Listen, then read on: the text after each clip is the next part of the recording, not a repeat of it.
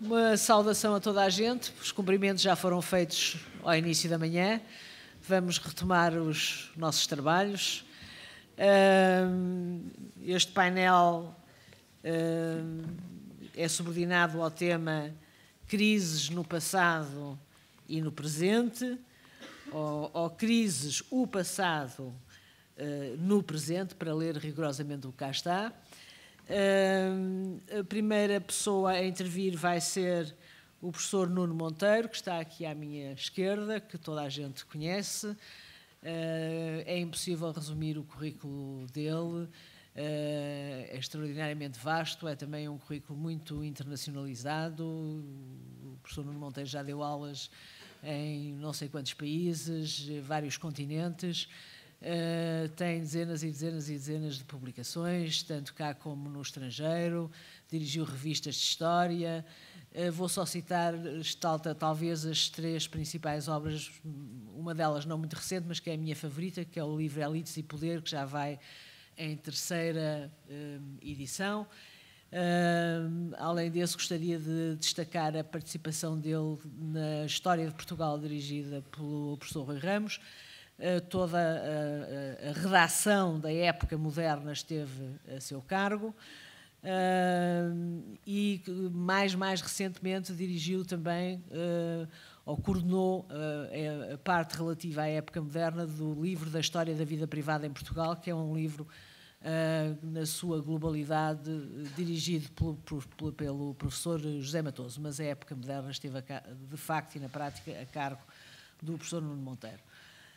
E, portanto, passo-lhe a palavra. Ele vai ter 10 minutos para nos expor as suas brilhantes ideias e nós depois, no fim dos três intervenientes falarem, teremos um quarto de hora para 3 ou 4 perguntas que lhes queiram dirigir. Vou dar a palavra de imediato. Muito obrigado.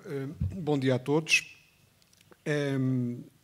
Vou falar sobre crises passadas, percepções e mudança social, apenas para sublinhar, no olhar de quem estuda coisas um pouco a partir de trás, algumas ideias que penso são de registar. A primeira delas prende-se com a própria palavra. No primeiro dicionário de língua portuguesa, que se foi publicado no início do século XVIII, esclarecia-se que crise era um termo médico. Uma súbita mudança e como um esforço da natureza no doente, do qual se forma juízo da sua melhoria ou da sua morte. Enfim, portanto, eram estas as alternativas que havia para uma crise como termo médico. Em 1789, numa edição renovada deste dicionário, já se acrescentava aos mesmos significados médicos que, no figurativo, crise designava as circunstâncias arriscadas e perigosas em que alguém se achava. Estamos em 1789, poucos anos envolvidos, 1830, e, portanto, muita coisa passou entretanto. Almeida Garré começava um livro famoso afirmando: somos chegados a uma crise da Europa, de todo o mundo civilizado. E, portanto, naturalmente que a palavra já tinha adquirido a enorme extensão que a posteridade lhe viria a reconhecer.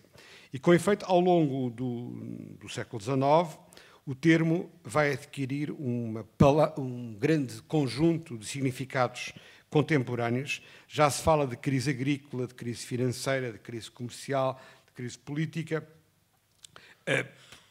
todo tipo de fenómenos que podiam afetar um Estado ou até um conjunto de Estados. Portanto, e esta é a primeira ideia, ao longo do século XIX, o termo transitou definitivamente do vocabulário médico, e no século XVIII ainda era um termo do vocabulário médico, para o vocabulário jornalístico, político e económico. Onde iria permanecer, e onde iria permanecer, diria eu, até com uma hiperutilização. Segunda observação que gostava de fazer é que sabemos hoje que a maioria da população era atingida então, ou seja, há vários séculos atrás.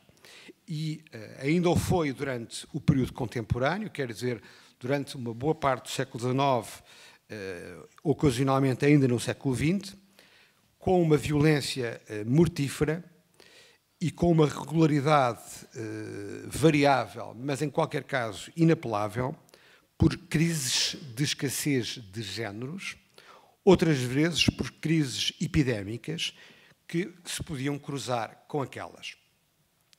Mas que, na maior parte dos casos, não tinham nada a ver com crises financeiras ou políticas.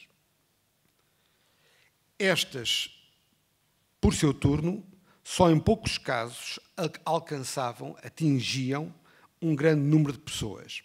Isso aconteceu em circunstâncias de guerra ou em tentativas, que aliás não foram frequentes em Portugal, embora tenham existido, para aumentar a carga tributária, para aumentar impostos.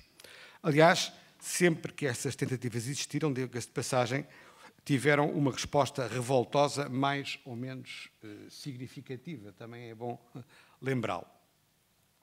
Mas, portanto, as ditas crises de subsistências, no fundo, crises ditadas pelo mau tempo e pelo bom tempo, em grande medida, eram ocorrências, como disse, cíclicas, que naturalmente não eram chamadas assim. Falava-se o reino falto de mantimentos, falava-se de escassez, falava-se de esterilidades, falava-se de carestia, enfim, havia diversas designações para estes fenómenos.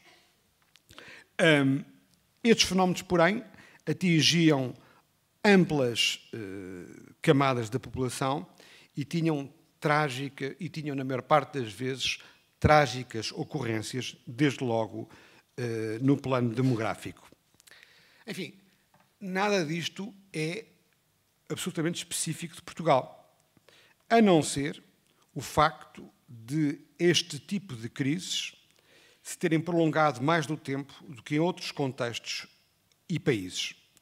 Pode, de resto, especular-se que a maior permeabilidade às crises cíclicas de escassez e estas incidências negras de maus anos agrícolas, enfim, tudo o que lhes estava associado, diziam que a maior permeabilidade a esse tipo de crises correspondeu, em certa medida, a uma maior imunidade face às crises financeiras e políticas contemporâneas. Basta pensar nos ecos reais, mas relativamente limitados, em termos comparativos, da crise de 1929 em Portugal. Com todas as suas marcas, o mundo rural prevalecente, na sua diversidade, não deixava de ter aqui uma poderosa dimensão, não deixa de ter aqui uma poderosa dimensão explicativa até à sua virtual erosão nas últimas décadas. Quer isto dizer que essa ligação ao mundo rural, que aliás funcionava não só para os de baixo, mas também para os de cima, é bom lembrar isso, contribuía para amortecer, e até há relativamente pouco tempo, fortemente estas crises de tipo, digamos, tradicional. Digamos que a horta e as batatas, no entanto, reduziram-se drasticamente nos últimos anos e os mecanismos de socorro que eventualmente atuam hoje em dia são outros, como se sabe. Já não são estes que funcionam. É verdade que os historiadores têm uma tendência, talvez viciosa, para diagnosticar e multiplicar as crises, de todo o tipo. Vão sempre haver crises em toda a parte, faz parte quase da retórica dos historiadores falar de crise. Não são, portanto, só os políticos que têm o monopólio da utilização dessa expressão. E é possível, enfim, com alguma razoabilidade, diagnosticar no passado crises financeiras e políticas desde a Idade Média. Embora muitas vezes elas fossem apreendidas com outras designações, decadência, enfim, há muitas outras formas de as qualificar nesses passados remotos. De qualquer maneira, as dificuldades financeiras e os momentos razoavelmente dramáticos de crise financeira foram uma marca essencial, uma marca indiscutível da história contemporânea portuguesa. Acrescentaria a esta uma outra dimensão, e com ela termino. Nos 2 últimos séculos, e eu comecei por distinguir crises de tipo antigo das crises financeiras, dizendo que elas coincidiram algumas vezes, mas que no passado muitas vezes não coincidiram. As crises do primeiro tipo aparentemente desapareceram, as do segundo persistem, sabemos bastante bem, e em relação a estas, penso que é talvez interessante e importante, na conjuntura presente, sublinhar que as crises financeiras, ou as crises políticas e financeiras, serviram, por mais de uma vez, por via legislativa, para tentar promover formas aceleradas de mudança social. De alguma forma, a época contemporânea portuguesa inicia-se com um processo deste tipo, inicia-se com uma crise financeira prolongada, e as reformas liberais surgem como uma resposta drástica a essa crise financeira prolongada. Mozinho da Silveira escreveu, e cito porque, enfim, é particularmente emblemático, em 1829, não é possível que um Estado subsista à conta das colónias e, perdendo essas colónias, que possa sobreviver por muito tempo sem reformas radicais. Essas reformas radicais foram um exercício projetado de mudança social que, sem dúvida nenhuma, foi precipitado pelas necessidades financeiras agudas e persistentes, mas só foi concretizado por um contexto de guerra civil e de extrema polarização política, convém não o esquecer. Enfim, o balanço que possamos fazer das reformas liberais é contraditório. Sabemos que o crescimento económico não foi um resultado imediato, mas eu penso que esta incursão sobre crises antigas, porventura, nos introduz alguns temas que voltamos a encontrar no presente. E era só o meu comentário. Muito obrigado.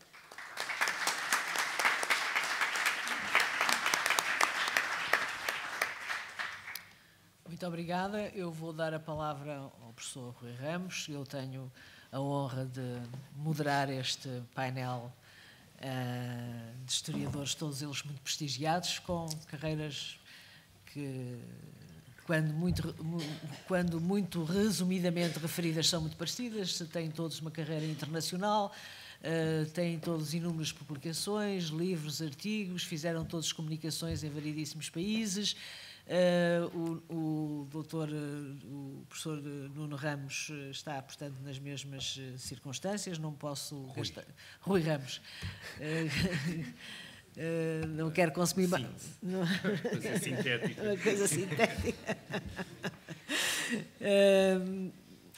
Queria apenas destacar também, no caso dele, 3 livros dos principais que ele escreveu. Um deles é A Segunda Fundação, que começou por ser publicado, é uma história de Portugal que vai desde a República, mas que na realidade começa em 1870, portanto é quase um século de história, que começou por ser publicado no Círculo dos Leitores e depois foi republicado em que ano? Na 2001 na estampa. Além disso, dirigiu a História de Portugal, agora recentemente publicada na Esfera dos Livros, coordenou essa História de Portugal e redigiu toda a parte contemporânea, toda a parte do século XIX e do século XX.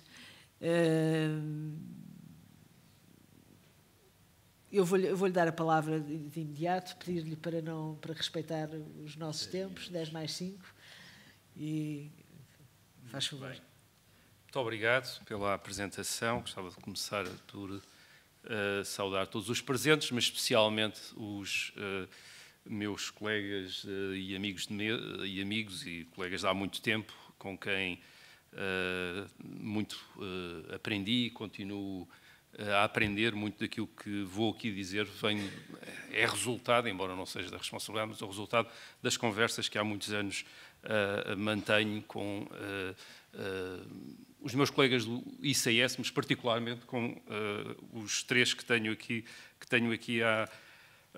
à minha volta neste momento. O tema crises, o passado no presente, tentou-me procurar esboçar uma ideia que, de certa maneira, tem inspirado vários dos trabalhos que tenho feito no Instituto de Ciências Sociais e que aqui vou apresentar recordando um livro que li há muitos anos e que colocava essa questão, o passado no presente, de um modo bastante radical. Esse livro chamava-se Estrutura da Antiga Sociedade Portuguesa e foi publicado por Vitorino Magalhães Godinho em 1971. Eu li-o no liceu, onde, à falta de manuais, tínhamos mesmo de comprar e ler livros. As coisas eram assim em 1981.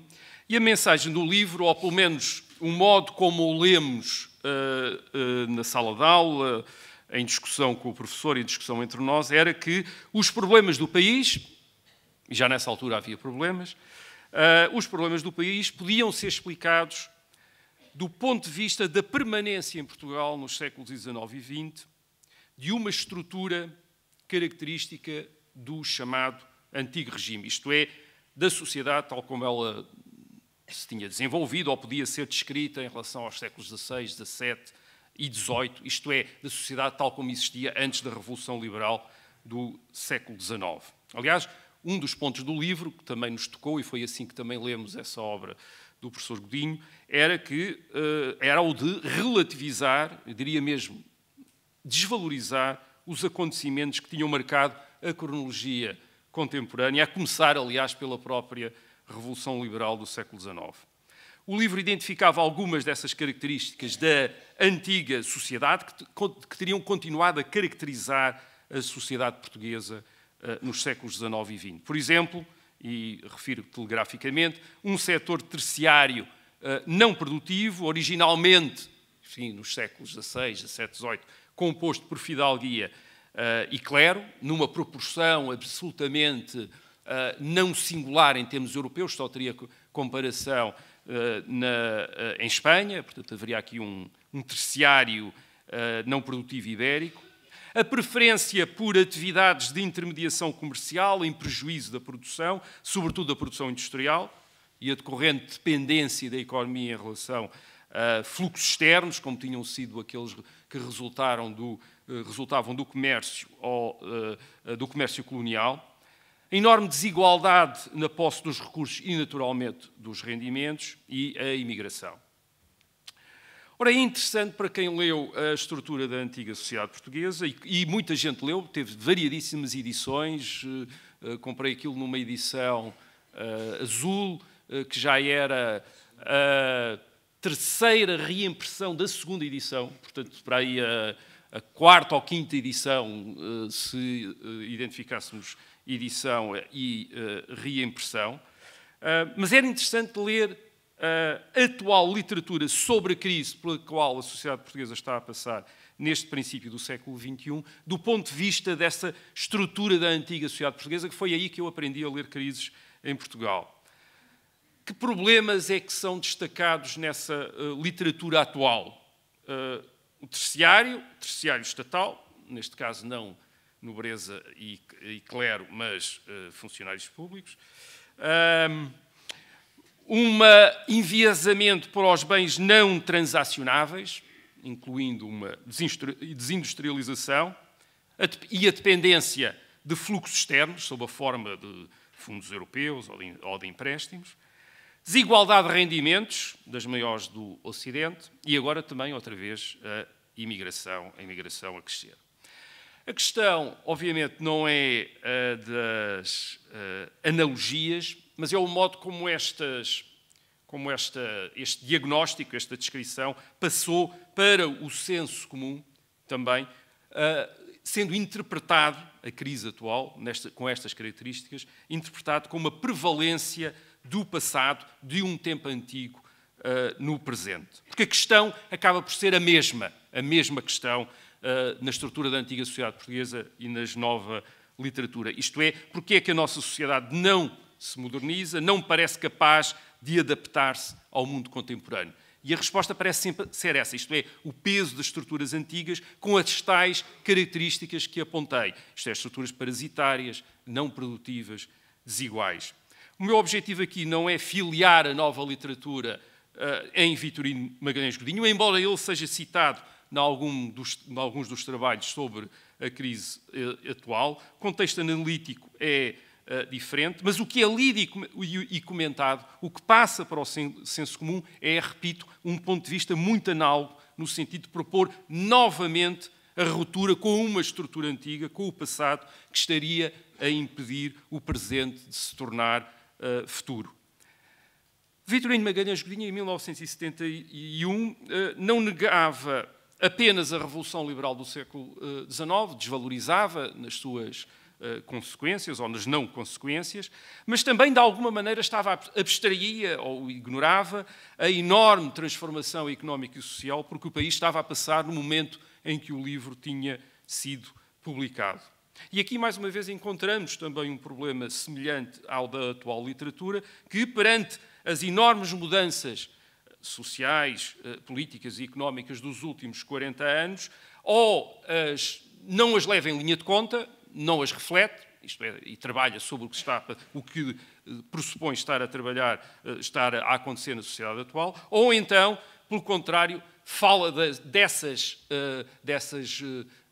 transformações anteriores no sentido de apontar a prevalência de tendências insustentáveis, quase idiosincráticas, que teriam como efeito o retorno constante da sociedade portuguesa a situações de limite. Repito, o resultado é sempre o de acentuar a ideia de um passado que não passa. Agora, de onde é que vem este passado? De uma realidade que é sempre a mesma, como uma espécie de rocha dura em relação à qual todos os acontecimentos são uma espuma?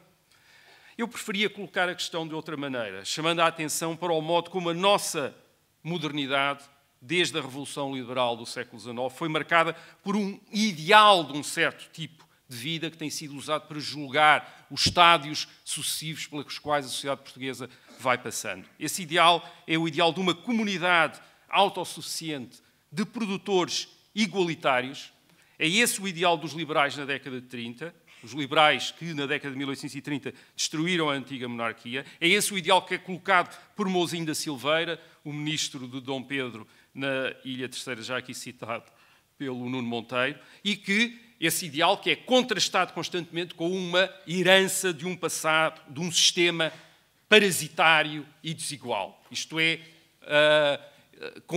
em relação a esse sistema parasitário e desigual é constantemente colocada essa ideia de um sistema produtivo e igualitário baseado nestes produtores independentes.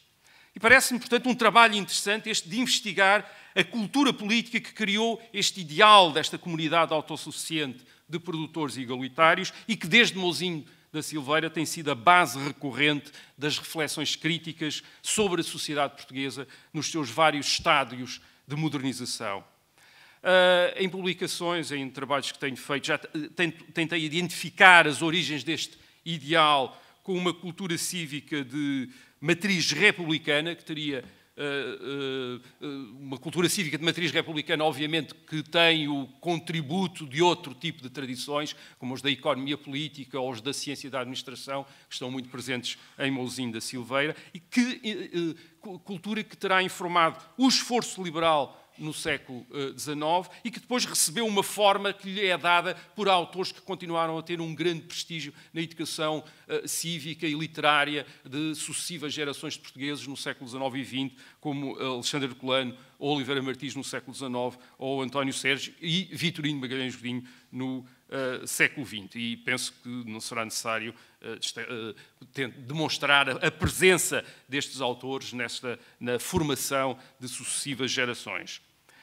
Às vezes, as referências, mesmo atualmente, são muito diretas. Por exemplo, a referência ao uso da expressão fontismo para caracterizar as tendências despesistas da administração pública e que é nitidamente uma importação da crítica que Oliveira Martins desenvolve na década de 80 àquilo que classificou como fontismo.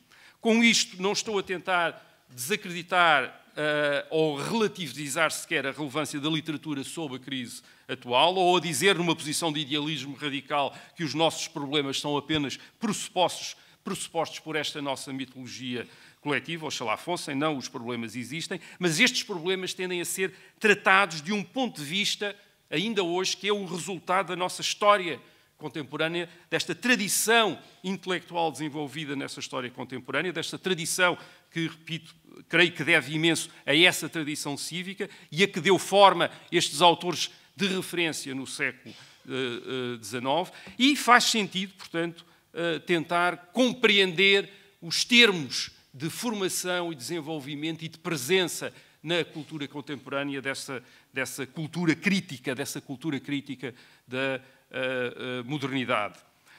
De alguma maneira, o passado no presente é assim, tal como eu entendo, sobretudo, a presença do já pensado, daquilo que já foi pensado. E é principalmente pelo já pensado que, segundo parece, o passado permanece no presente. E é esse já pensado que precisamos de pensar outra vez, daquela maneira que me parece a mais eficiente, que é através, precisamente, da história. A história desse já pensado sobre a nossa modernização é, portanto, um dos projetos que tenho desenvolvido e penso continuar a desenvolver no ICS, instituição onde entrei pela mão do professor Cedas Nunes e a que estou profundamente reconhecido pela oportunidade de pensar e escrever com toda a liberdade e com todo o devido escrutínio crítico, mas as minhas últimas palavras seriam para recordar o professor Cedas Nunes, quer como homenagem, quer como saudade também. Obrigado.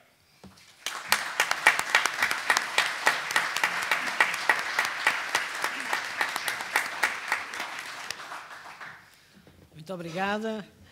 Vou agora passar a palavra ao professor Pedro Lins, que é um dos principais responsáveis pela transformação da história económica de Portugal, operada ainda nas últimas décadas do século XX e daí para cá.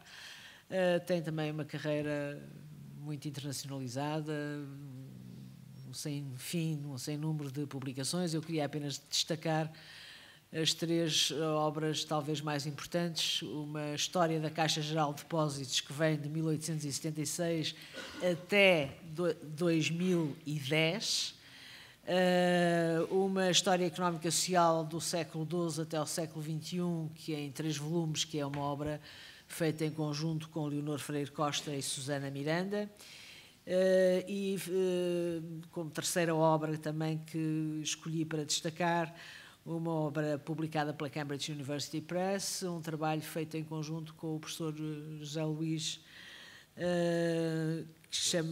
Cardoso, intitulada Paying for the Liberal State, The Rise of the Public Finances in the 19th Century.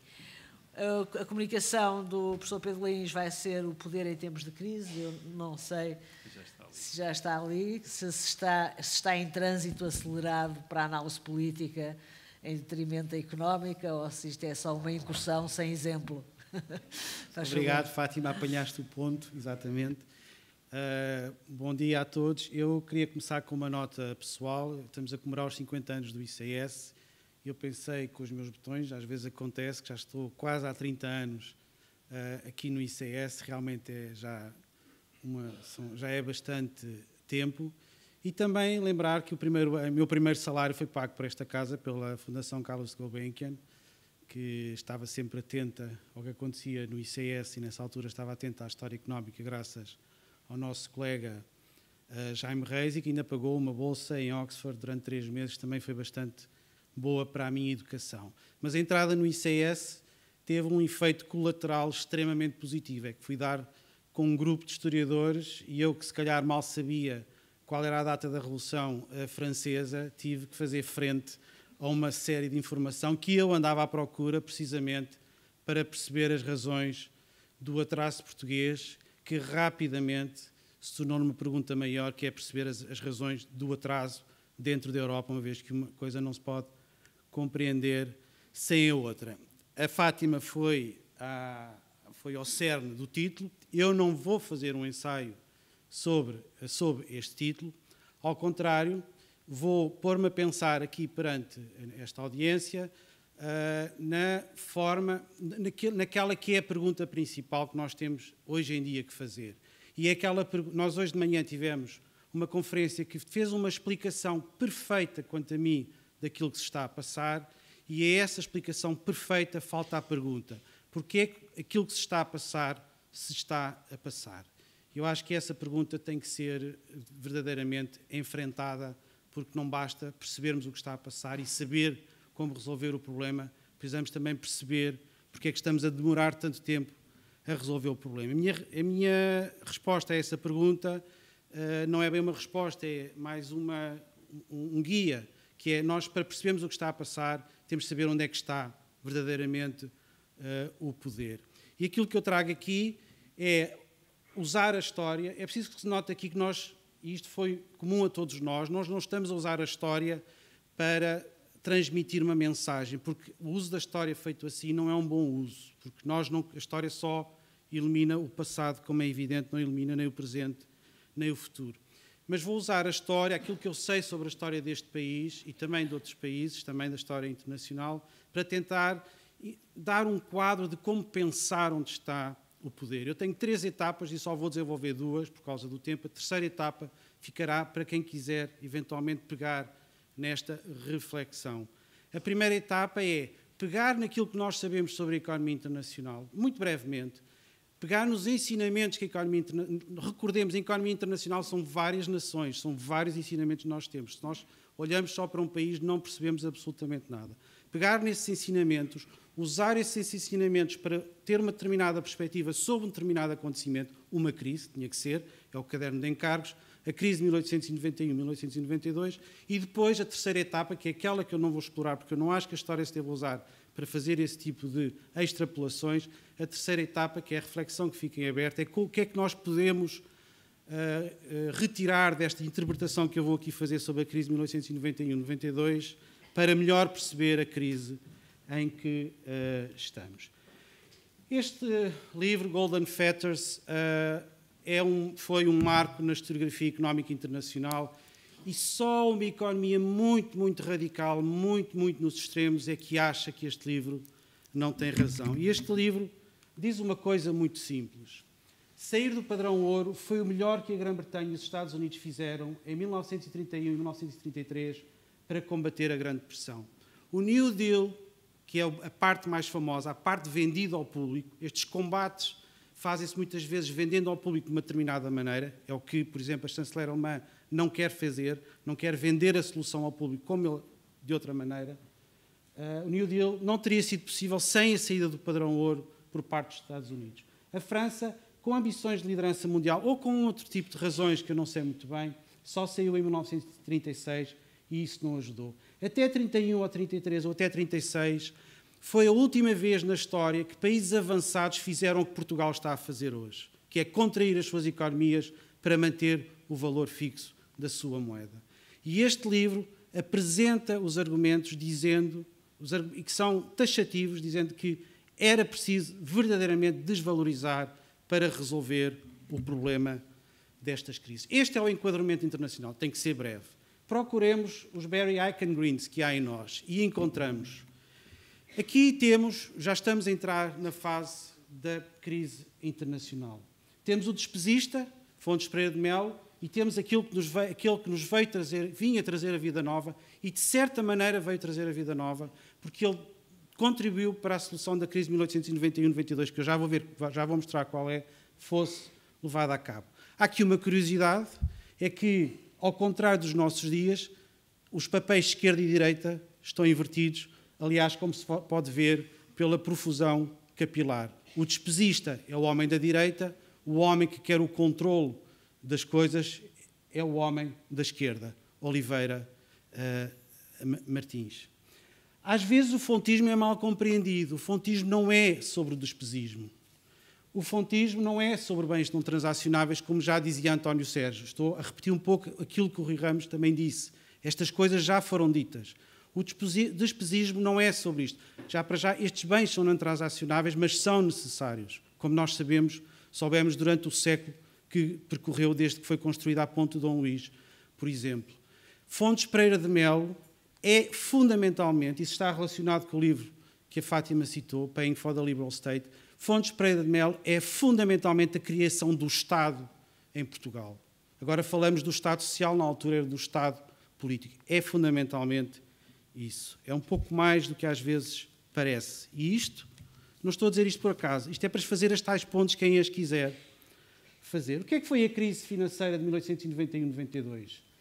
Ou como foi resolvida? A crise financeira foi falta de ouro no Banco de Portugal, fundamentalmente.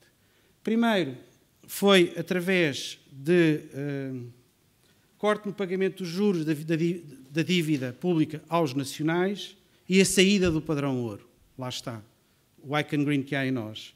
Em 1892, esta é que é a bancarrota parcial que deu brado nos mercados internacionais, e já vamos ver esse brado, corte do pagamento dos juros a estrangeiros, 60%. É uma bancarrota parcial, isto foi sério. Recorde-se que isto não é excepcional no século XIX. Isto não é de todo excepcional no século XIX. Foi um desastre? Não. Nem por isso, e melhor de tudo, há dados. Os dados que nós, historiadores económicos, temos, sempre estiveram aí, sempre estiveram acessíveis, não são... Há alguma invenção, claro, aqui para nós, mas sempre foi possível ir procurá-los. Lemos os debates parlamentares e sabemos que os deputados tinham consciência desses dados, apesar de não saberem o que era o PIB. Mas comecemos pelo grito, o spread.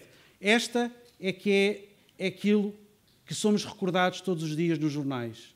É a crise de 1891-92. Ou seja, que é a diferença entre a taxa de juros que o Estado português tem, toda a gente já sabe isto, obviamente, a taxa de juros que o Estado português tinha que financiar relativamente à taxa de juros que o Estado britânico se tinha que financiar.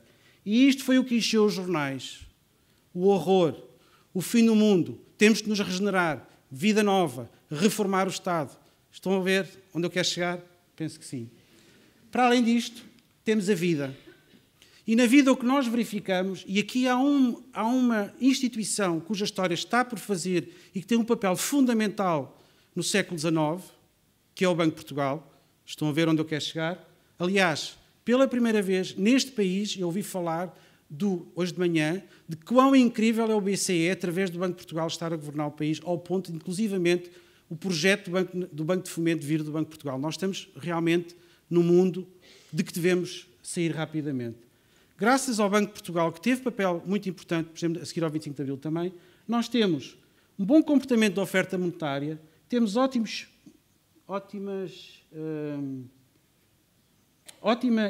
uma baixa da inflação, uma redução do déficit e uma diminuição da dívida pública. Uma maravilha. Para além disso, crescimento económico, tanto da agricultura como da indústria. Estes dados são relativamente novos, mas, por exemplo, esta agricultura, a professora Miriam Alpan Pereira, já há muito tempo que o tem apontado no seu livro do princípio dos anos 70. Esta era a vida que corria à medida que havia todo este brado sobre o spread. E também, tirei aqui um gráfico. Portanto, é este o ensinamento que a crise de 1891-1892 nos traz até hoje. Em resumo, e estou a terminar, o que revela a crise de 1891-92 e as suas consequências. Primeiro, mostra que havia alternativas e obriga a estudar as opções tomadas. Aquilo que Oliveira Martins fez e Dias Ferreira antes dele fizeram no governo foram opções políticas. Não era a única coisa a fazer. Havia mais a fazer, havia outras opções, a principal das quais seria a manutenção no padrão ouro. Revela que opções menos amigas, entre aspas, porque no médio e longo prazo elas voltam a ser amigas do setor financeiro, das finanças, podem ser positivas. Isto é o Barry Eichengreen que há em nós. Mostra como não nos devemos assustar demais e como o susto pode ser um instrumento político. Aqui Oliveira Martins soube fazer frente. Finalmente, um bocado de moral, mas tem que ser, porque estas coisas não podem ser levadas longe demais. A história, apesar de só revelar o passado, serve como instrumento de análise e ajuda a fazer o presente, mas eu acho que isto já não é ciência, esta ponte já é pouco científica, já cabe a cada um de nós, inclusivamente tem aspectos, obviamente, de escolha política, e é isto que eu queria dizer, há estas pontes a fazer entre 1892 e 2012, mas esta parte eu abstenho de fazer, até porque tenho a Fátima a olhar para mim. Muito obrigado pela vossa atenção.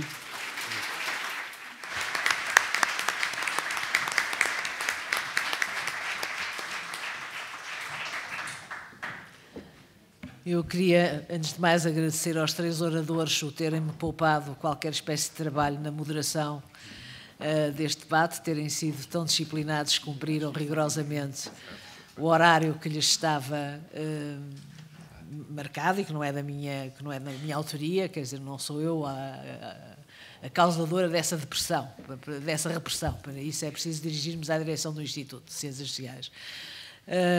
E agora a disciplina deles permite-nos ter 10, 15 minutos para quaisquer perguntas que queiram fazer. Podemos começar por aquele senhor que foi a primeira pessoa que eu ouvi pôr o dedo no ar. Ali não é comigo. Faz favor, faz favor. Meu nome é José António Girão e eu gostava de começar por dizer que é sempre com grande interesse que eu participo em reuniões ou conferências onde estão historiadores.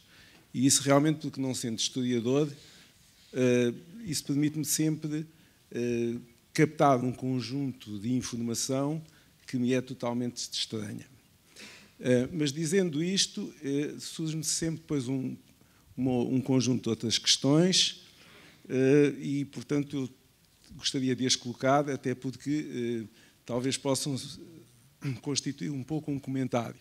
É que o tema desta reunião, concretamente, é as crises do passado no presente. E, de facto, fomos largamente elucidados sobre a questão do passado e a minha questão agora que me surge é o que é que nós devemos tirar daqui para o futuro. Eu sei que o Pedro Lains se colocou na posição de que, como ele disse, pensar o presente, o futuro deixava para cada um de nós. Mas, independentemente de querer aqui explorar, digamos, as soluções para o futuro e o que as lições que isto nos pode dar para o futuro, há um aspecto que me parece que é importante ainda nesta perspectiva histórica, que é dizer, nos interrogarmos, então, porquê é que isto ocorreu, digamos, quase de forma cíclica e, portanto, periódica? E tenho a impressão que esse aspecto é importante, porque senão caímos muito naquilo que eu, e aqui é um pequeno comentário sobre o qual gostaria de ouvir os historiadores, eu penso que muitas vezes a história fica, digamos, não só nos factos, como na tentativa de encontrar a solução, onde é que está o mal. E vimos aqui um pouco disso. Num dos casos foi-nos dado um pouco, portanto, a sociedade e a sua estrutura.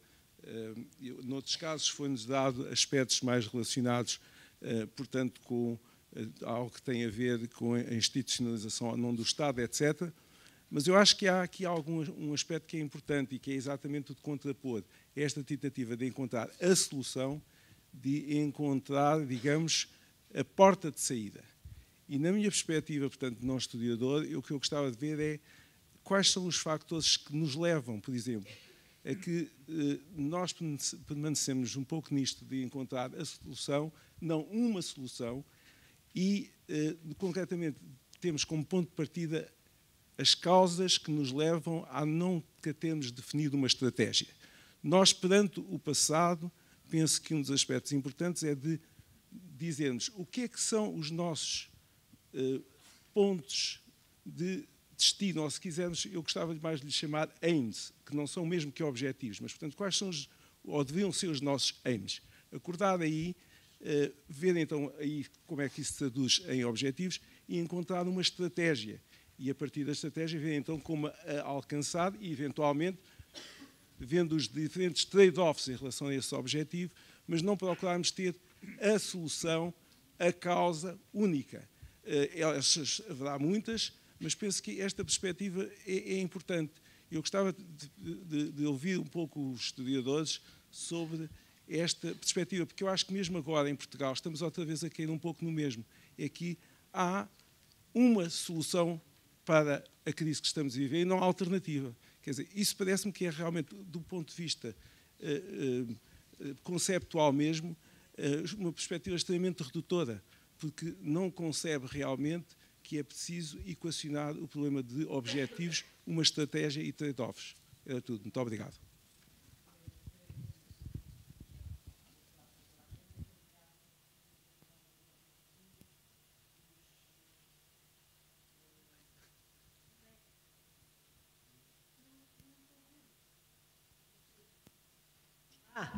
Desculpem.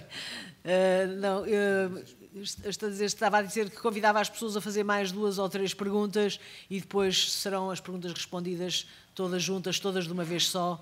Creio que é uma maneira mais prática. Além disso, temos horários a cumprir, como sempre nestas coisas, e, portanto, seria talvez a maneira mais eficaz e mais rápida de chegarmos ao fim do nosso trabalho. Portanto, alguém que queira perguntar mais alguma coisa, agradeço. Sim, senhora, faz favor. Ok, bom dia. Obrigado pelas estas leituras. Eu sou Ilnação Vassola, do SES, Coimbra. Eu tinha uma pergunta ao professor Rui Ramos acerca da imagem construída acerca do passado. Uma pergunta e também um comentário é que eu acho que é uma coisa muito...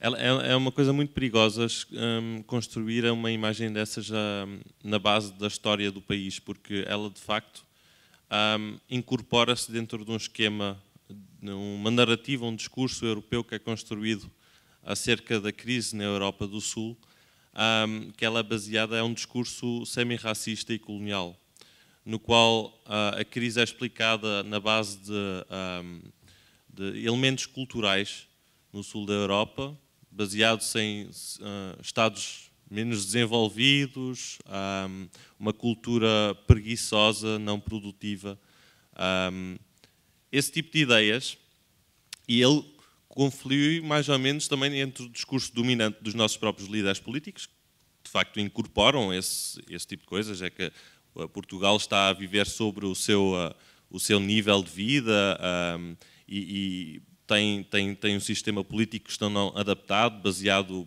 ainda na sua história, e de facto despolitiza a questão que é fundamentalmente um problema político do modelo europeu que temos agora, como o professor de Grau ainda explicou há bocado, que de facto não é um problema do Sul. O problema da crise europeia não é um problema de Portugal, o problema da crise europeia é um problema europeu e está baseado no modelo económico que a Europa tem defendido os últimos anos, no modelo alemão, que de facto não é sustentável, porque um modelo baseado na economia, na concorrência entre vários países, onde cada um dos países está a competir para ter mais surplus na economia, isto não dá, não é? É uma coisa lógica, nenhum modelo onde todos os países têm um surplus a longo prazo.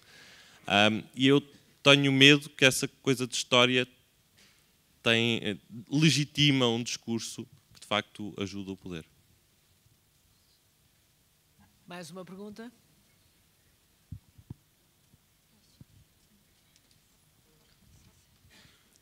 Bom, Então, Rita Martins Sousa, Instituto Superior de Economia e Gestão, Universidade Técnica de Lisboa, para já. Eu tinha aqui dois apontamentos.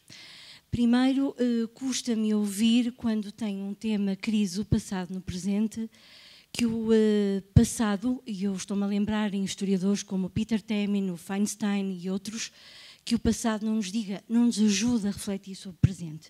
Eu não tenho medo de tirar ilações do passado para o presente. Segundo, a minha pergunta vai dirigida de facto ao Pedro Lains. Então, se o Barry Eichengreen fala no Golden Fetters, que era de facto, e é uma questão polémica, como todos sabemos, se foi a saída do padrão ouro ou a manutenção no padrão ouro da Inglaterra até 1931, dos Estados Unidos no New Deal até 1933, portanto, antes do New Deal, se de facto é essa a solução, qual é o que está implícito? É que a saída do euro seria a nossa solução? Terceiro apontamento, Portugal não abandonou o padrão ouro em 1891, tanto quanto a precisão histórica me faz pensar. Portugal suspendeu o padrão ouro e, de facto, nós não conseguimos retomar e só o fizemos em 1931, como todos sabemos, durante alguns meses, trabalho que, enfim, o professor Fernando Teixeira dos Santos isso desenvolveu e, portanto, foi mais uma suspensão do que um abandono. Quanto ao bom desempenho, isso acho que é uma questão mais complicada e mais profunda que não terei neste momento dados para confrontar. Mas gostaria um pouco de dizer gostaria de fazer estes apontamentos. Muito obrigada. Muito obrigada. Eu vou abrir o período das respostas. Vou começar por aquilo que me pareceu uma pergunta mais abrangente, que foi o do primeiro interveniente. Não sei qual dos três elementos da mesa é que quer responder, talvez o Dr. Nuno Monteiro. Bom, eu sou aqueles que menos estaria posicionado para responder, mas eu responderei muito simplesmente dizendo que a história serve para as pessoas se informarem e fazerem com ela o que quiserem. A história não dá receitas nem respostas para perguntas, embora possa seguramente ajudar a informá-las e em muitos casos seja indispensável para as informar. Outra observação que eu queria fazer é que, independentemente do contexto da crise presente, é indiscutível que as ciências sociais e a historiografia em particular, não só a historiografia económica, estão muito dominadas por modelos de aquilo que devia ter sido, modelos ideais, construídos a partir de uma parte da história europeia e depois com prolongamentos noutras partes similares.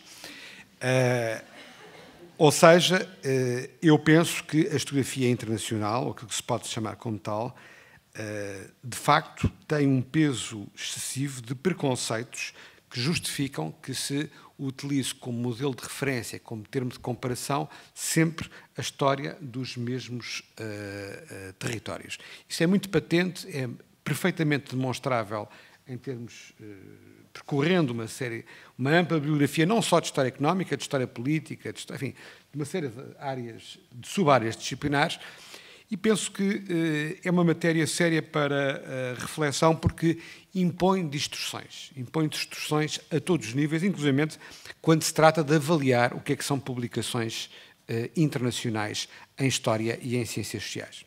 Era isto. Ramos, creio que é a sua vez. A história é usada por todos os intervenientes no debate público. Frequentemente os historiadores são aqueles que têm mais pudor em usar os conhecimentos que têm. A ignorância dá sempre mais liberdade em relação a falar das coisas, as pessoas sentem-se mais à vontade. O historiador se sente sempre um bocadinho mais inibido, porque sabe que as coisas não são exatamente iguais, que há muitas diferenças e, portanto, às vezes parece mais gagueja, como Sócrates nos debates, quer dizer, percebia, ao contrário dos sofistas, os sofistas estavam sempre mais à vontade, ele era um pouco menos lesto a falar. Em relação à maneira como nós abordamos aquilo que é o discurso crítico que se tem sido desenvolvido em relação à situação atual, bem, temos uma dimensão, aquela dimensão técnica associada à zona euro e tudo aquilo que diz respeito à maneira como está concebida, mal, bem, à maneira como se desenvolveu, mal, bem. Mas depois temos também, e isso foi aquilo que me interessou, o desenvolvimento de algo que não é uma importação, portanto, de maneira nenhuma penso que é um disparate classificar como colonial e racista, mas é um produto da própria cultura portuguesa, do próprio desenvolvimento de uma cultura crítica em Portugal. Bonzinho da Silveira, Alexandre Colano, Oliveira Martins, António Sérgio, Vitorino Magalhães Godinho, Eduardo Lourenço, são estes tentáculos deste discurso sobre nós próprios que vêm ao de cima em momentos de crise, que é uma espécie de espelho severo que nós nos colocamos a nós próprios para nos examinarmos, que tem a ver, obviamente, com a nossa adaptação a um mundo global, concebido de várias maneiras, mas tem também a ver com a maneira como queremos viver, como achamos que é justo viver. Eu referi essas características dessa concepção, isto é, uma comunidade de produtores igualitários que aparece constantemente como referência crítica para explicar e para, ao mesmo tempo, criar um horizonte para aquilo que se pressupõe serem as transformações necessárias. E aí parece-me que a história é importante porque é talvez a melhor maneira de tentar compreender o sentido daquilo que é uma tradição, que não começou agora, não começou com esta crise, não foi importada de nenhum banco central, nem de nenhuma comissão, é algo que está presente e latente como uma dimensão da cultura portuguesa e da vida portuguesa nos últimos 200 anos. E, portanto, aí parece-me, por exemplo, que a história é, de todas as disciplinas académicas, aquela que talvez esteja mais bem preparada para poder abordar esse ponto de onde nós próprios falamos e falamos connosco próprios. Isso, aliás, tem sido reconhecido por críticos como, por exemplo, o Eduardo Lourenço, que tem precisamente não só evocado a tradição, ele tem textos sobre António Sérgio, sobre Oliveira Martins, sobre Alexandre Colano, mas também tem feito uma reflexão no ensaio erudito, no caso dele, através desta dimensão que é o passado que está no presente através da história. Em relação ao Eduardo Lourenço, a única coisa que nós temos, nós os historiadores, é talvez sermos, mais uma vez, um pouco menos ousados, quer dizer, e portanto talvez... mas nós andamos mais devagar com os arquivos, com os documentos, com aquela poeira, somos mais lentos, temos uma digestão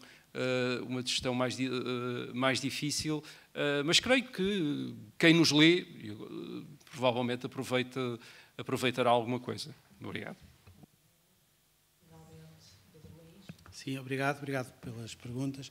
Quanto à pergunta da Rita, é verdade, Portugal apenas suspendeu o padrão ouro em 1891 e, aliás, em 1914, a Europa apenas suspendeu o padrão ouro, porque o padrão ouro manteve-se sempre como aquele grande mito ao qual era preciso regressar para voltar a ter normalidade nos mercados, e esse foi principalmente o grande defeito do período entre as guerras, foi essa ideia de querer regressar e de vários países regressarem ao padrão ouro. Mas, de facto, formalmente, foi só uma suspensão e isso diz muito do que se passava relativamente ao padrão ouro e a esta ideia do padrão ouro. Não, a comparação não indica que Portugal tenha sido o euro. É por isso que não se deve usar a história desta maneira tão direta. As circunstâncias são outras, é tudo diferente. Apenas aquilo que se pode retirar do exemplo histórico é que houve uma decisão aparentemente contra aquilo que as pessoas ligadas aos mercados achavam que era a melhor decisão, e essa decisão teve efeitos positivos. Em Portugal, em 1891, nos Estados Unidos e na Grã-Bretanha, mais tarde. Eu não sou historiador, relativamente à segunda pergunta, sou economista. E um economista olhar para a historiografia portuguesa e para a história portuguesa do século XIX e XX, a única coisa que consegue concluir, se a comparar com o resto da Europa, é que Portugal é um país perfeitamente normal. É um país totalmente normal. É muito aborrecido, mas é um país totalmente normal. Durante 2 séculos, os franceses fizeram estas mesmas perguntas. Em 1975, o PIB per capita francês superou o britânico. E os franceses, a historiografia francesa e britânica, olhou para aquilo e disse: então como é? Para que é que valeu a Revolução Industrial Britânica? Para que é que valeu todas estas nossas críticas ao antigo regime francês, ao campesinato, à aristocracia? Mas então chegámos ao mesmo ponto. Os economistas foram ver o que estava a passar, o que se tinha passado, e aquilo que verificaram é que as pessoas, com o mesmo estilo de espírito, com o mesmo espírito, os agentes económicos, respondiam de forma diferente a estímulos diferentes. E esta é a maior lição que nós podemos retirar da história económica, inclusivamente para a crise atual. Os nossos políticos não são diferentes. Aliás, todos os políticos são diferentes. Não são mais diferentes do que os outros. Esta crise não é uma crise política, não é uma crise de identidade. É uma crise de uma economia que respondeu de uma determinada forma a estímulos que, como vimos hoje de manhã, extremamente bem provado, a estímulos que eram diferentes. Ora, quando nós mudamos os pressupostos, isto aí é que a história é a bengala, quando nós mudamos os pressupostos, é obviamente que mudamos o raciocínio e também mudamos a orientação da procura de soluções. Agora, não podemos moralizar, aliás, nenhum de nós o faz nitidamente, aliás, fomos ensinados a não fazê-lo, levámos mesmo reguadas quando o fazíamos, dos nossos orientadores. Nenhum de nós pode moralizar a partir da história, que isso é evidentemente um erro de todos os quadrantes. Obrigado.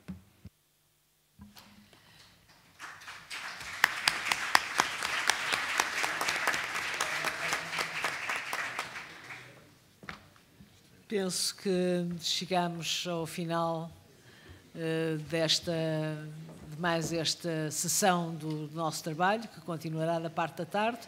Despeço-me de todos com uma saudação e agradecendo a vossa presença.